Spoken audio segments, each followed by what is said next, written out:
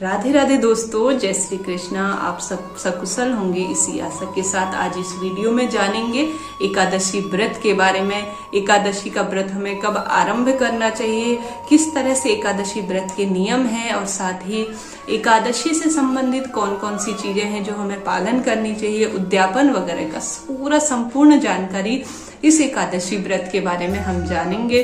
सर्वप्रथम एकादशी का व्रत सबसे महत्वपूर्ण व्रतों में, सबसे कठिन व्रतों में, सबसे प्रभावी व्रतों में से एक माना जाता है।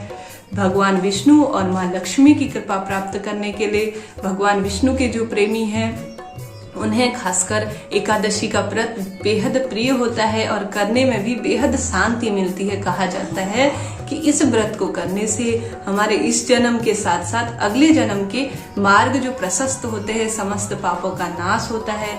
ऐसा कहा जाता है कि इस व्रत को करने से हमारे पुरखों का भी उद्धार होता है, उनके लिए मार्ग प्रशस्त होता है, ऐसा माना जाता है। एकादशी का व्रत करने से एकादशी का व्रत बेहद पुण्य फल देने वाला और हमारे परिवार में सुख, समृद्धि, धन इत्यादि जो भी हमारी इच्छाएं हैं उनकी समस्त पूर्ति के लिए होता है। सर्वप्रथम एकादशी का व्रत, जैसा कि सब व्रतों में यह बात लागू होती है कि किसी भी व्रत को देश काल परिस्थिति के अनुसार अलग अलग करने का नियम होता है। गृहस्थ जीवन में कुछ नियम हमसे हो पाते हैं, कुछ नियम हमसे नहीं भी हो पाते हैं, परंतु सच्चे मन से की गई कोई भी पूजा फल देने वाली होती ही है। जैसा कि लोक नीति, शास्त्र नीति और कुल नीति, यह तीन नीतियां मानी जाती है। लोक नीति, शास्त्र नीति और कुल नीति। जैसा कि शास्त्रों में नीतियां वर्णित है, कुलों में नीतियां वर्णित है और लोकों में वर्णित है, इस तरह से मानी जाती है। कोई भी व्रत हो राज्य के अनुसार, देश काल के अनुसार बदलते रहता है। जैसा कि कोई भी व्रत हो, आप अपनी कुछ उनमें चेंजेस आते रहते हैं, ऐसा क्योंकि गृहस्थ जीवन में, समस्त जीवन में समस्त जो भी शास्त्रों के अनुसार चीजें होती है वह पूर्ण कर पाना थोड़ा सा मुश्किल भरा होता है। तो सर्वप्रथम इस व्रत को कब करना चाहिए? उत्पन्ना एकादशी सबसे महत्वपूर्ण दिन माना जाता है। उत्पन्ना एकादशी जैसा नाम से ही वर्णित है, एकादशी का प्रादुर्भाव हुआ था ऐसा माना जाता है। परंतु कुछ लोग मानते हैं कि यह कृष्ण पक्ष में पड़ता है, तो कृष्ण पक्ष में कोई भी व्रत शुरू नहीं करना चाहिए, हमेशा शुक्ल पक्ष से शुरू करना चाहिए, ऐसा माना जाता है।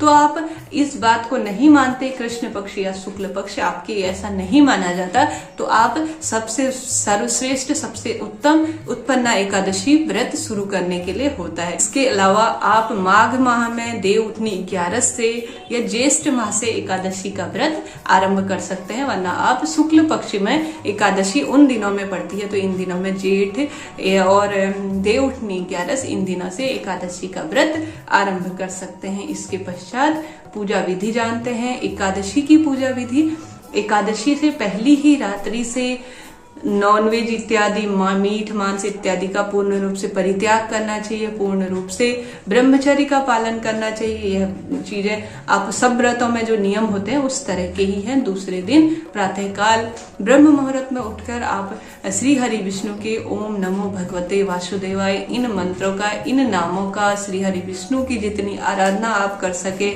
उस तरह से आप आराधना करें। जितना संभव हो सके मन में उत्तम विचार लेके आए, श्री हरि विष्णु के नामों का जाप करें, सत्कर्मों को करें। इस दिन सर्वप्रथम प्रातःकाल उठकर लाल या पीले वस्त्रों का चयन आप करें, साफ सुथरे, और श्री हरि विष्णु की मूर्ति का आप चयन करें और उनकी पूजा विधि विधान से आप सरल तरीके से, जैसे आपसे संभव हो उस तरह से करें। इस तरह से पूरा दिन निराहार इस व्रत को किया जाता है। रात्रि में श्री हरि विष्णु की जहाँ पर आपने पूजा की है उसी के चरणों पर, उसी स्थान पर रात्रि जागरण का और रात्रि भजन का प्रावधान है। ऐसा माना जाता है कि रात्रि में जागरण इत्यादि करना चाहिए। जैसा कि सब व्रतों में रात्रि में नियम होते हैं, कुछ फलाहार इत्यादि ले सकते हैं। आप निर्जल व्रत नहीं कर पाते, फलाहार इत्यादि ले, और दूसरे दिन द्वादशी के दिन आप किसी ब्राह्मण को बुलाकर शुभ मुहूर्त देखकर सुबह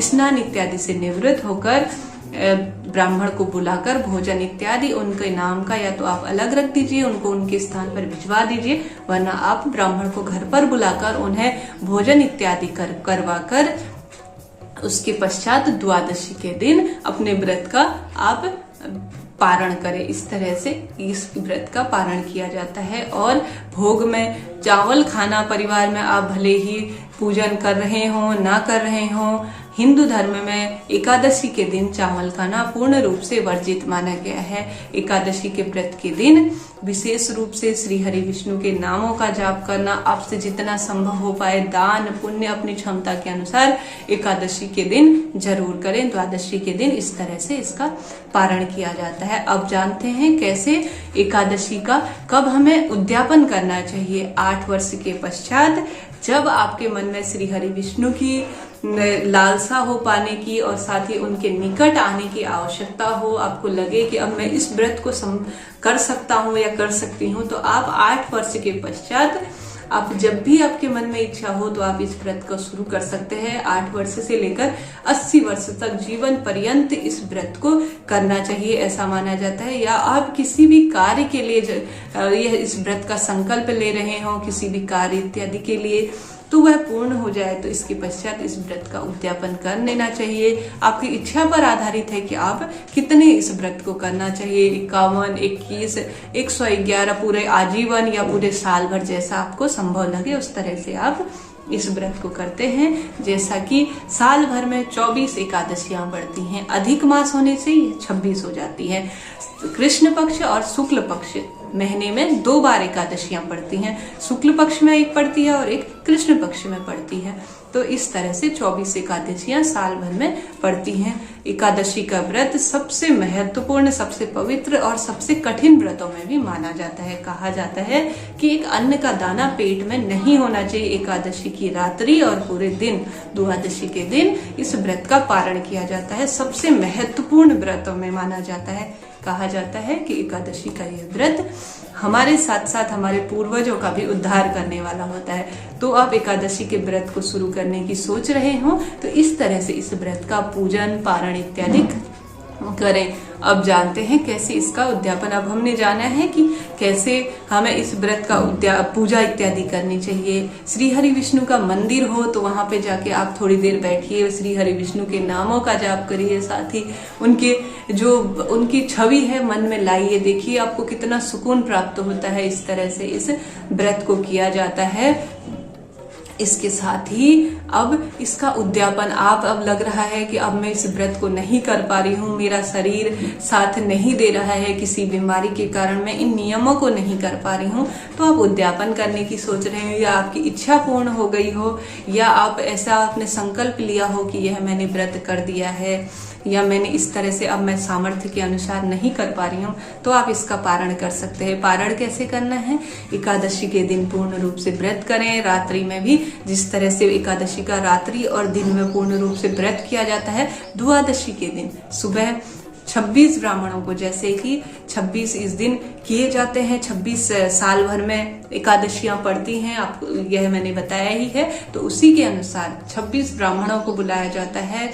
तो उनको आप तुलसी माला दान कर दीजिए। आपसे जितना संभव हो सके सफेद रंग की चीजें, आप सूखा अनाज उन्हें दे सकती हैं और उन्हें आप भोजन इत्यादि करवा सकती हैं। इस दिन सफेद रंग की चीजें आपसे जितनी संभव हो सके, आप जितना संभव हो सके उन्हें अपने हाथ से बनी हुई चीजें दान का कीजिए और उनको भोग खाना इत्यादि खिलवाकर, भोजन इत्यादि इनको खिलवाकर इस तरह से व्रत का उद्यापन करें। इस तरह से इस व्रत का उद्यापन किया जाता है। साथ ही छोटा सा आप हवन करवा लीजिए श्री हरि विष्णु के नामों के अनुसार, या आप जैसे आपसे संभव हो सके। आप हवन इत्यादि नहीं कर पा रहे हो, खुद से ही छोटा सा हवन इत्यादि कीजिए। इस व्रत को 26 ब्राह्मणों को बुलाकर, ऐसा माना जाता है, उनको अपनी इच्छा अनुसार वस्त्र इत्यादि जितना आपसे संभव हो सके, जैसे आपसे संभव हो सके, इस तरह से ब्राह्मणों को बुलाकर 26 उनको दक्षिणा इत्यादि जो आपसे बन पड़े, जिस तरह से आपसे बन पड़े, अपनी क्षमता अनुसार, सामर्थ्य अनुसार आप उनको बुलाकर भोजन इत्यादि करवाकर अब श्री हरि विष्णु से कहिए कि मैंने पूरी श्रद्धा के साथ भगवान जो भी मुझसे गलती हुई हो उसके लिए मैं क्षमा प्रार्थी हूँ। इस तरह से मैंने आपका व्रत किया है, तो अब मैं इसका उद्यापन करने जा रही हूँ। तो आप इस तरह से अपने व्रत का उद्यापन कीजिए। इस तरह से यह व्रत किया जाता है श्री हरि विष्णु को। जैसे आप सबको विदित ही है कि तुलसी बेहद प्रिय है, उनके भोग इत्यादि में, उनके जब आप एकादशी का व्रत करें, उनके भोग इत्यादि में जब पूजन इत्यादि करें तो अपने पूजन के स्थान पर एकादशी के दिन तुलसी जी को अवश्य रखें, पूजन इत्यादि करें। एकादशी की शाम को घी का दीपक जलाएं। विशेष रूप से ऐसा करना बेहद शुभ और फल देने वाला होता है। इस तरह से ये एकादशी के कुछ नियम हैं। झूठ बोलना, ब्रह्मचर्य का पालन, झूठ न बोलना बेहद, जैसे कि सब व्रत में इस तरह की लागू होती है कि झूठ इत्यादि न बोलना, ब्रह्मचर्य का पालन करना, किसी की चुगली इत्यादि करना, इस तरह से सारी यह चीजें वर्जित मानी गई है। इस तरह के एकादशी के कुछ नियम हैं। तो आपको यह वीडियो कैसा लगा? कुछ सवाल थे जिनका मैंने आपको एकादशी से संबंधित कब हमें शुरू करनी चाहिए, किस तरह से इसके नियम हैं, और कब हमें इसे शुरू और पूजा विधि, और भी मैंने इस तरह की महत्वपूर्ण जानकारियां अपने अन्य वीडियो में दी हैं, आप उन्हें देख सकते हैं। वीडियो आपके लिए यूजफुल रहा हो तो चैनल को लाइक, शेयर और सब्सक्राइब करना ना भूलें। आप पर श्री हरि विष्णु की कृपा हो, इसी आशा के साथ राधे राधे।